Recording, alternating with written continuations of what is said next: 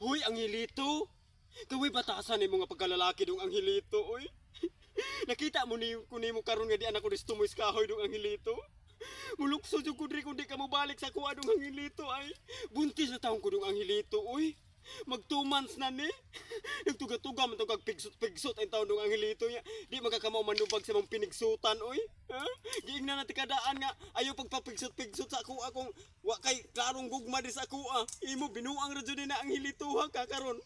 Di na ko babos kahoy ay. Muluksog yung ko kundi ka mo ari diri.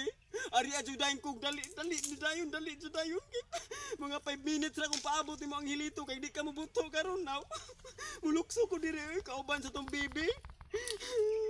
Di ko pwede nga mauli kong probinsya nga ngunani ko buros ko ang Angelito oy. Wa ko'y naw ikaatubang sa kong pamilya mga igsuon. Unsa man? Moari ka dili kay mulukso lagi mulukso ko.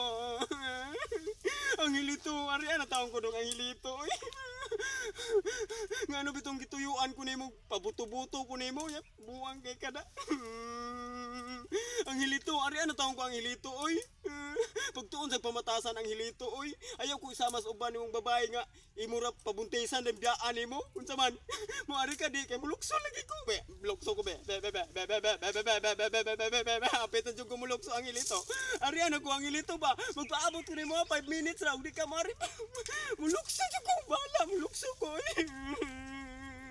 Buntis na ko niya, binuangan ko nimo.